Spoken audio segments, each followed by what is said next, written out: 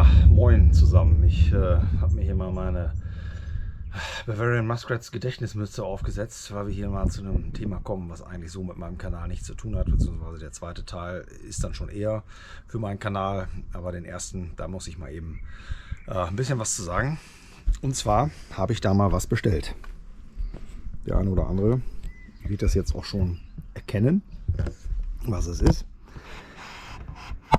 Das war nicht günstig. Da habe ich jetzt ungefähr 2 Jahre drauf gewartet. Ich weiß nicht mehr genau, 1,5, 2 Jahre auf jeden Fall. Ist auch in Ordnung, die Wartezeit, es musste erst produziert werden. Die ganze Geschichte wurde eben entsprechend durch ein Crowdfunding von Seiten Mattel ins Leben gerufen. Also die wollten das nicht auf gut Glück finanzieren, sondern die haben gesagt, ab einer bestimmten Stückzahl wird das Ding halt gebaut.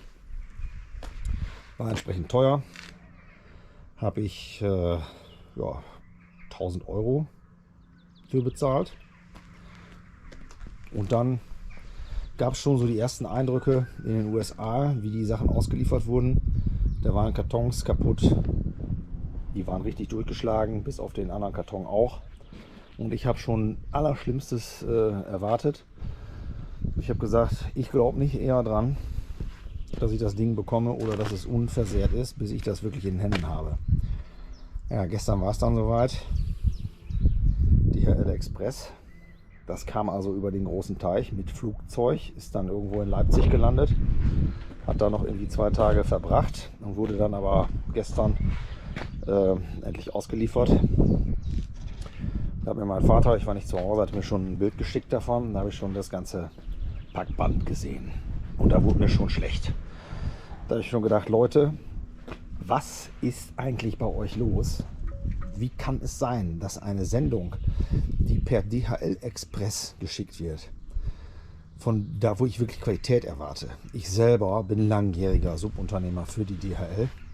Ich habe so viele Sachen ausgeliefert zu Kunden nach Hause ins Haus, wo ich mich regelrecht geschämt habe, dass ich denen das überhaupt in die Wohnung stellen musste, weil die Verpackung aussah wie ein Haufen Scheiße. So, muss ich so sagen.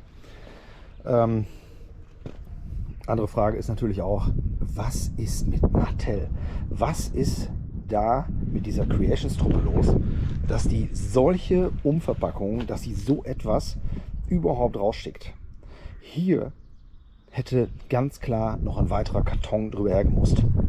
Absolut. Das hier als Versandkarton zu bezeichnen. Guckt euch das mal an, das Material. Wie dünn das letzten Endes ist einfach eine Farce. Vor allen Dingen für so ein großes Paket. Das Ding, ich weiß nicht, wie viel Kilo es wiegt. 10, 15 Kilo, irgendwie sowas wird das wiegen. Ich habe es nicht gewogen. Geht nicht. Was ich dann natürlich gesehen habe, beziehungsweise was mir am meisten Sorge bereitet hatte, war dieses hier. Das hat mir die meiste Sorge bereitet und mir war auch klar, wenn man das so abklebt, ich kenne es ja selber, dann kann da nur eine Bestätigung sein. Ja, und so ist es natürlich auch. Ne? Alleine vom Fühlen her, hier ist gar keine Pappe mehr drunter, beziehungsweise die ist los. Wusste ich schon, okay, da hat es einen derben Einschlag gegeben. Das guckst du dir mal an. Ich habe die, sieht zumindest von innen aus, ich habe das noch gar nicht ausgepackt. Ich werde das auch hier in der Umverpackung lassen. Das war nämlich auch meine Idee. Ich lasse das da drin. Ne, das war für mich die Idee einer Wertanlage. So etwas kauft man. Dann stellt man sich das, was weiß ich, 10, 15 Jahre in die Ecke und dann kann man das für einen entsprechenden Kurs wieder weiterverkaufen. Ganz bevor wir darauf kommen, ganz kurz, hier, das ist ja in Ordnung. Ne? Die verstärkten Teile, ne? Die Kantenschoner hier oben auch, das ist alles okay. Aber diesen Karton dann als Versandkarton zu benutzen, das ist eben nicht okay. Da hätte man hier auch noch was zwischenschieben müssen. Wenigstens auf die großen Flächen, wo halt auch der meiste Druck dann drauf kommt, beziehungsweise ne, im Verhältnis zum Druck der Karton zu dünn ist. Ich kann dann wirklich nur den Kopf schütteln. Das ist so ein, ich weiß nicht, ey, das ist ein internationaler Millionenkonzern. Die sind nicht in der Lage, solche Sachen vernünftig zu verpacken. Es geht mir richtig auf den Senkel. Und jetzt könnt ihr hier gucken. Wie gesagt, ich packe das gar nicht aus. Aber ihr seht schon hier vorne, da ist eben eine Beschädigung. Das ist nicht durch, aber es ist beschädigt und somit ist der Karton einfach auch nicht mehr letzten Endes im Weiterverkauf das wert, was er wert wäre. So, andere Sachen sind noch schlechter angekommen bei Leuten. Und ich muss sagen, du hast auch keine Handhabe. Ne? Das Ding kommt aus den USA, steht bei dir vor der Haustür. Du kannst jetzt nicht sagen, oh nee, Annahme verweigert. Ne? Da schickt man ein neues her, was dann in Ordnung ist. Geht nicht. Das ist ja speziell, das ist ja extra für dich produziert worden, das Ding. Also musst du die Scheiße annehmen. Oder wenn du wirklich die Annahme verweigerst, dann kann es natürlich gut sein, dass du dein Geld wieder bekommst. Das möchte ich jetzt nicht abstreiten, dass das so ist. Aber das ist ja nicht Sinn und Zweck der Übung. Ne? Sinn und Zweck der Übung ist ja, dass du echt viel Geld ausgegeben hast für etwas, was nachher einfach nicht gut ankommt bei dir. Also das Thema für mich, Mattel Creations, hat sich absolut erledigt. Ne? Da bestelle ich nie wieder irgendwas. Das gesamte System geht mir sowieso auf den Senkel da. Mal funktioniert PayPal, dann funktioniert PayPal wieder nicht. In Europa hat auch nicht jeder eine Kreditkarte und ich werde mir keine Kreditkarte holen, weil ich da hin und wieder mal Plastik aus den USA bestelle. Ne? Oder du bekommst die Sachen halt nicht, weil du dann in irgendeiner Warteschleife hängst und dann hast du Pech. Ne? Andere bekommen das schon. Das ganze System finde ich absolut Mist. So, jetzt habe ich auch wirklich stundenlang diesen Karton gefilmt. Noch eine Anmerkung. Mein Bekannter, der Olli, der hat ein Foto, der hat mir das markiert, die Stelle, wo das kaputt ist. Das blende ich euch ein, das Foto. Und daraus geht auch hervor, dass der Karton alleine, ich meine, der steht jetzt gerade, ne? Toys steht oben, steht nicht auf dem Kopf, aber der Innenkarton, der steht auch auf dem Kopf. Den haben die also auch schon alleine falsch rum da reingepackt. Der müsste eigentlich andersrum stehen. Das mag Korinthenkackerei sein, aber ich sehe das eben anders. Ne? Ich habe selber diesen Job lange gemacht, Sachen ausgeliefert und wie gesagt, für das Geld erwarte ich einfach, dass man da ein bisschen Liebe reinsteckt und dass man da nicht irgendeine Scheiße beim Kunden anliefert. So viel dazu. Nächstes Thema, eBay, beziehungsweise mittlerweile ja nur noch Kleinanzeigen. Da war ein Wüstentarn-Smog drin von der Firma Scharrer. In der Anzeige stand, guter Zustand, wurde sporadisch genutzt, lag dann jahrelang im Kleiderschrank. Leute. Zum Glück habe ich das. Ja, ob das Glück ist, weiß ich noch gar nicht. Ich habe es mit diesem sicheren Kaufen bezahlt. Jetzt ist das Problem, die ganze Geschichte hängt jetzt in der Warteschleife, weil die Kundin scheinbar nicht in der Lage ist, mir mein Geld zurückzusenden, beziehungsweise das wieder freizugeben. Sie hat es ja gar nicht. Es hängt also bei dieser Super Pay-Firma da irgendwo drin. Und da musste ich das jetzt gerade mal eben klarstellen, dass dieser Smog ganz gewiss nicht sporadisch genutzt wurde. Dieser Smog ist absolut abgerockt. Und ob der jahrelang im Kleiderschrank hing, ungewaschen, voll mit Staub, weiß ich nicht. Bei manchen Leuten mag das ja so sein. Bei mir ist es nicht so. Also die ganze Beschreibung war absoluter Humbug, eine absolute Frechheit.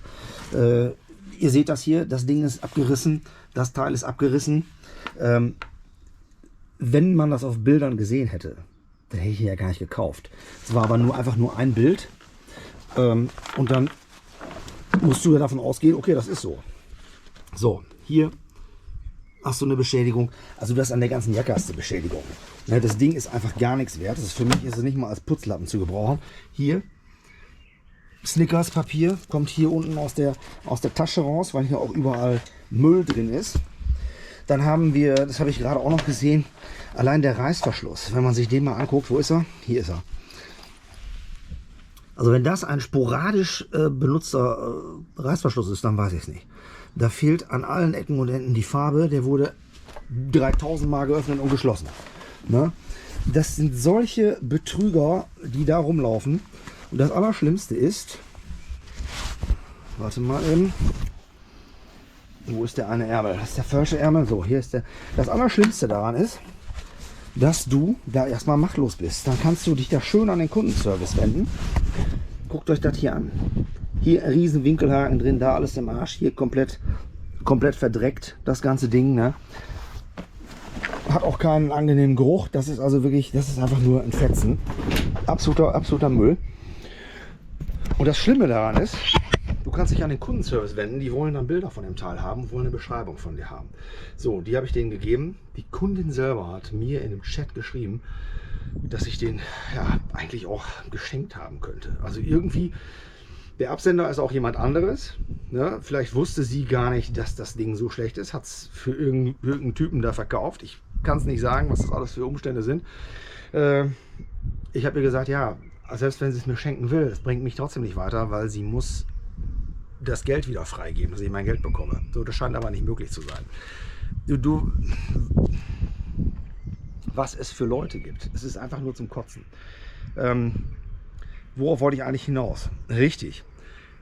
Diese Payment, bla bla bla, die senden das jetzt an die Kundin und geben ihr da einen Hinweis, dass sie Entscheidungsfrist hat, ich sage jetzt mal einfach von 3 Tagen, sich dazu zu äußern oder dazu machen.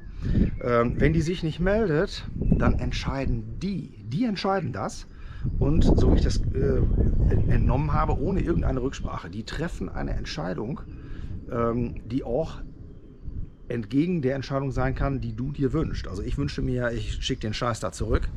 Ne? Das ist mir egal. Ich weiß, ich muss das Porto bezahlen. Ja, habe ich Pech gehabt. Aber den Schrott will ich nicht haben. Jetzt können die irgendeine andere Entscheidung da treffen. Und der musst du dich dann wahrscheinlich fügen. Das hat auch mit Kundenservice und Freundlichkeit nichts zu tun. Ich werde euch über den Ausgang dessen aber noch berichten. Und ich werde euch auch berichten, was die oder in welchem Zustand die zweite Eternia ist, die auch noch zu mir kommt. Die kommt irgendwann nächste Woche wahrscheinlich. So, in diesem Sinne wünsche ich euch noch einen wundervollen Tag und ja, wir sehen uns wieder. Bis dann, ciao.